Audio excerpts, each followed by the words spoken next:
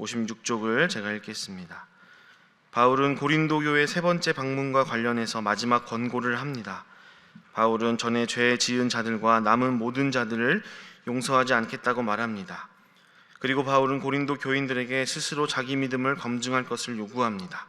도덕적 기준으로 검증하는 것이 아니라 영적인 기준, 즉 그리스도께서 내 안에 거하시는지, 난 그분께 순종하며 살아가고 있는지를 확인하라는 것입니다.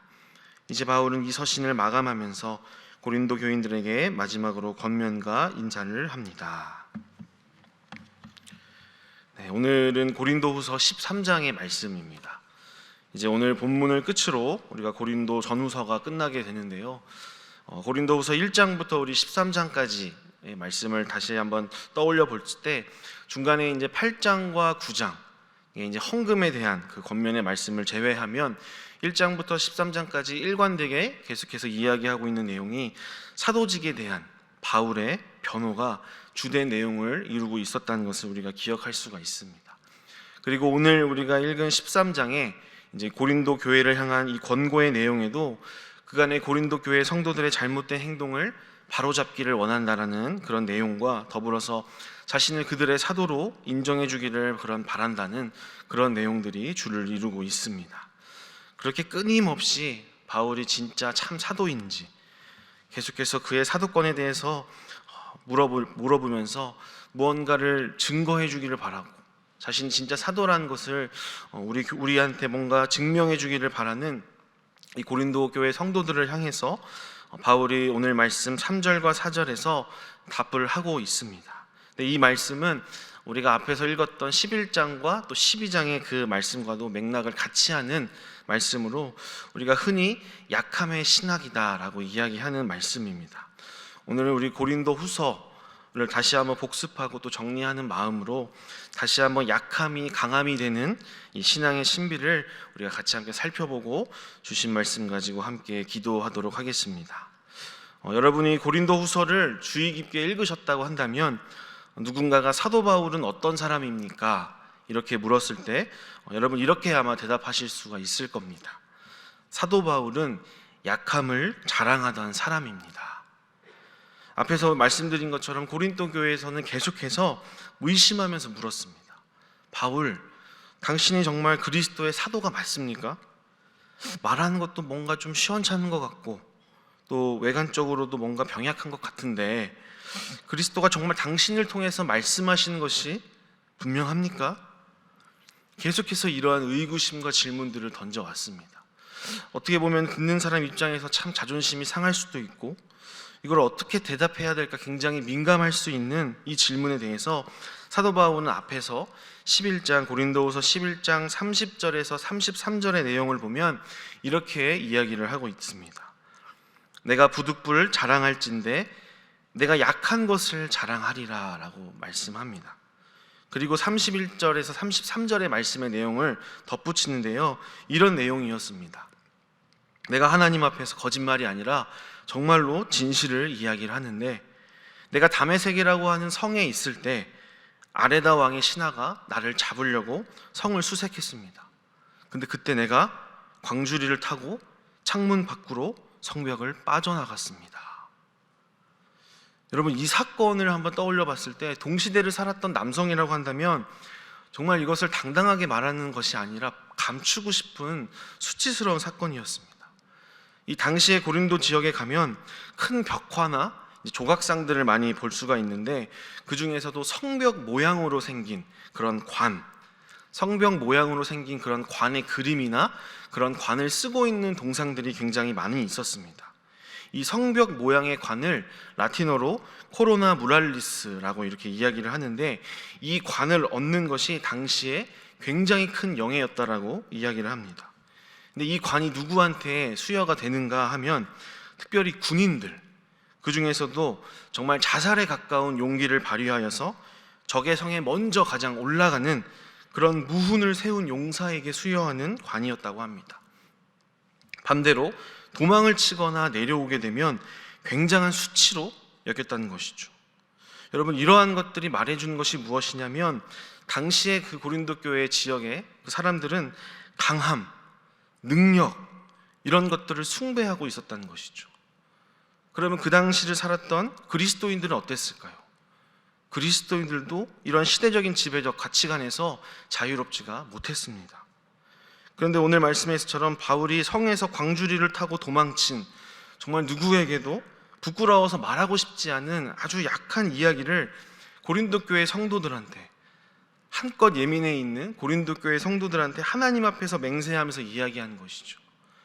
여러분, 정말 이런 시대적 사고방식에 젖어 있는 사람들, 고린도 교회 성도들을 포함해서 말이죠, 그분들의 입장에서는 굉장히 수군될 만한 이야기입니다.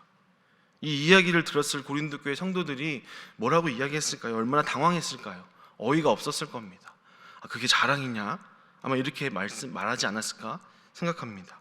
근데 사도 바울은 여기서 멈추지 않고 또 고린도후서 12장, 어제 읽었던 말씀 9절 10절에서도 이야기합니다. 나에게 이르시기를 내 은혜가 내게 족하도다. 이는 내 능력이 약한 데서 온전하여짐이라 하신지라. 그러므로 도리어 크게 기뻐함으로 나의 여러 약한 것들에 대하여 자랑하리니 이는 그리스도의 능력이 내게 머물게 하려 함이라.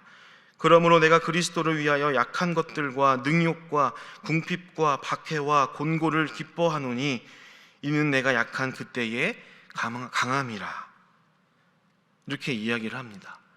여러분, 우리가 놓치지 말아야 할 것 중에 하나가 뭐냐면 사도 바울도 우리와 마찬가지로 인간적인 연약함 때문에 괴로워했던 사람이라는 것이죠. 로마서 7장 24절과 25절에 보면 이렇게 기록되어 있습니다. 사도 바울의 고백이죠. 오호라 나는 곤고한 사람이로다. 이 사망의 몸에서 누가 나를 건져내랴. 우리 주 예수 그리스도로 말미암아 하나님께 감사하리로다. 그런즉 내 자신이 마음으로는 하나님의 법을, 육신으로는 죄의 법을 섬기노라. 이렇게 고백하고 있습니다. 이런 바울이 어떻게 위의 말씀처럼 약함을 자랑하며 고백할 수가 있었을까? 이미 우리가 앞에서 읽었던 고린도후서 12장의 말씀에서 이야기하고 있지만 내가 약한 그 자리에, 내가 약한 그 부분에 하나님의 능력, 그리스도의 능력이 머물기 때문이다라고 이야기하고 있다는 것이죠. 내가 약한 그 자리에 하나님의 능력이 머문다. 이렇게 말할 수 있는 근거는 어디에 있을까요? 그것이 바로 오늘 우리가 읽었던 고린도후서 13장 4절의 말씀입니다. 우리 고린도후서 13장 4절의 말씀을 우리 다 같이 한 목소리로 읽어보겠습니다. 시작. 그리스도께서 약하심으로 십자가에 못 박히셨으나 하나님의 능력으로 살아계시니 우리도 그 안에서 약하나 너희에게 대하여 하나님의 능력으로 그와 함께 살리라. 아멘.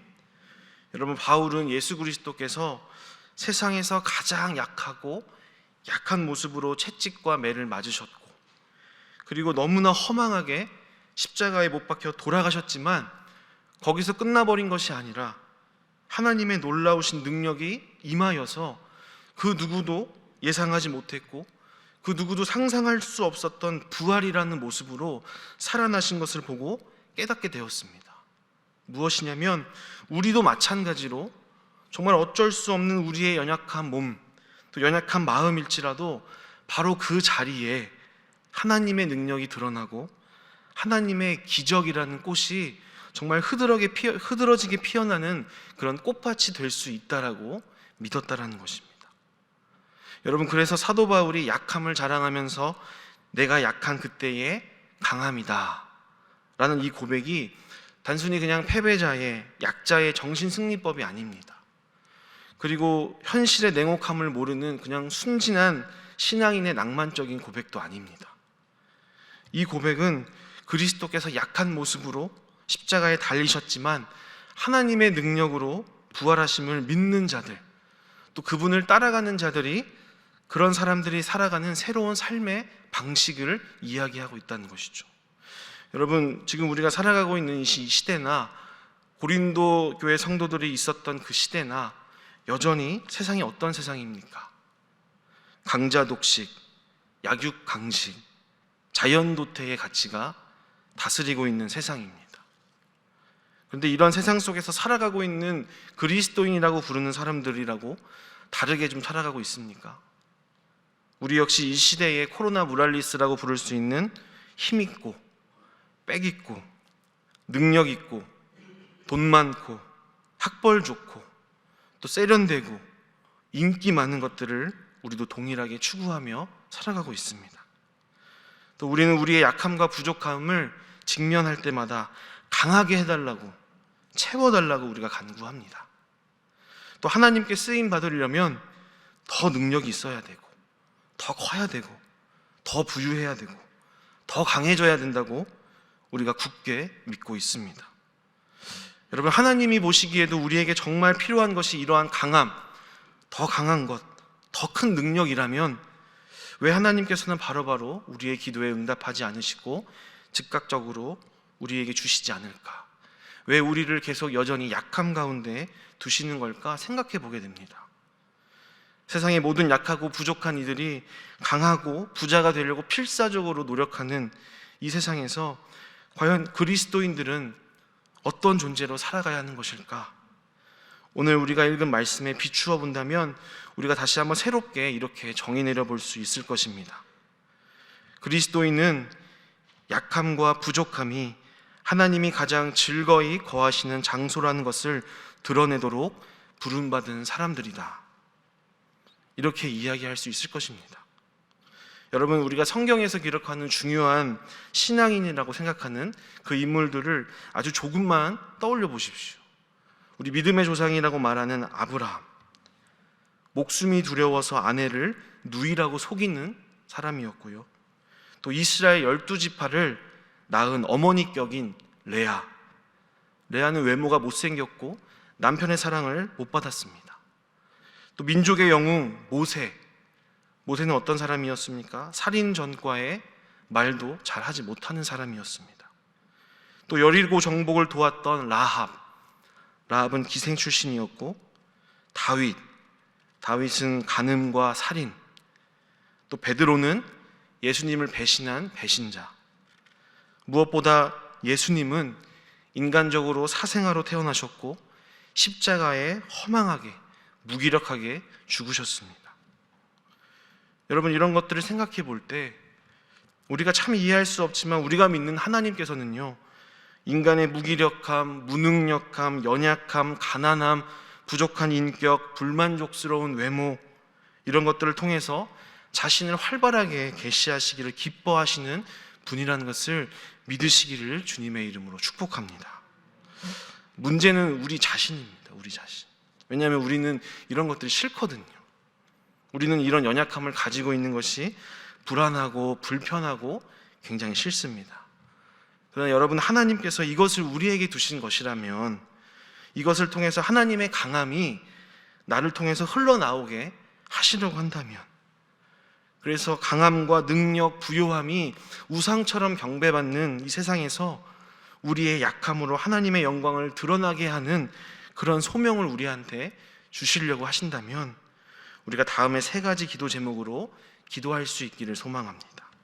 첫 번째로는요, 이렇게 기도하면 좋겠습니다. 우리의 약함을 새롭게 볼 수 있는 눈을 주시옵소서. 우리의 약함을 새롭게 볼 수 있는 눈을 주시옵소서라고 기도할 수 있기를 소망합니다. 나의 약함이 부끄럽고 불편하여서 하루빨리 극복하고 치워버리고 싶은 것이겠지만, 이것이 하나님의 은혜의 통로고 이것이 하나님의 능력이 임하는 자리라는 것을 우리가 새롭게 받아들이고 또 수용할 수 있는 눈과 마음을 주시도록 기도할 수 있기를 원합니다. 두 번째로는 이렇게 기도하면 좋겠습니다. 우리가 약하다고 느낄 때 더는 강함을 구하기보다 이 약함 속에 머물 수 있는 용기를 달라고 기도할 수 있기를 원합니다. 여러분, 이 기도는 정말 쉽지가 않습니다. 정말 용기가 필요한 기도입니다. 예수님도 십자가의 그 약함 가운데 머물고 거한 것이 얼마나 괴롭고 두려운 일인지를 아셨기 때문에 힘들어서 기도하시지 않으셨습니까? 그러나 하나님께서는요, 우리의 강함, 우리의 완벽한 모습에 거하시지 않습니다. 하나님께서는 우리의 약한 모습 속에 거하시는 분입니다. 그러하기 때문에 그러한 약함 속에 거하시는 하나님을 우리가 그 약함 속에서 머물며 주님을 만나고 거기서 교제하며 동행할 수 있게 해달라고 구할 수 있기를 소망합니다. 마지막으로는 우리가 이렇게 기도할 수 있었으면 좋겠습니다. 마침내 하나님의 강함이 하나님의 때에 나의 약함을 통해 드러나게 해주시옵소서. 우리가 이렇게 기도할 수 있기를 소망합니다. 여러분, 그래서 그때에는 나의 이 약함이야말로 어쩌면 하나님이 우리에게 주신 가장 큰 선물이었고 은혜였음을 고백할 수 있기를 원합니다. 그래서 정말 세상이 알지 못하는 그 약함 가운데 하나님의 영광을 드러낼 수 있게 해달라고 기도할 수 있는 저와 여러분이 되시기를 주님의 이름으로 축복합니다. 우리 이 시간 말씀을 기억하면서 우리 위에 세 가지 기도 제목으로 우리 함께 기도하겠습니다. 또 더불어서 우리 주변의 약함으로 인해서 괴로워하고 있는 지체들이 있습니다. 우리 이분들을 또 기억하시면서 하나님, 이분들을 더욱더 내가 사랑하게 하시고 또 이분들 하나님의 은혜로 위로하여 주시고 또 그 안에서 역사하시는 그 하나님을 발견할 수 있도록 기도해 주시기 바랍니다. 또 내일은 주일입니다. 우리 내일 있을 주일 예배와 말씀을 위해서, 또 봉사하는 모든 직분자들, 또 장로 선거 준비를 위해서 우리 다 같이 함께 한 마음으로 기도하시겠습니다. 함께 기도하겠습니다. 주여 믿습니다. 주여 믿습니다. 주여 믿습니다.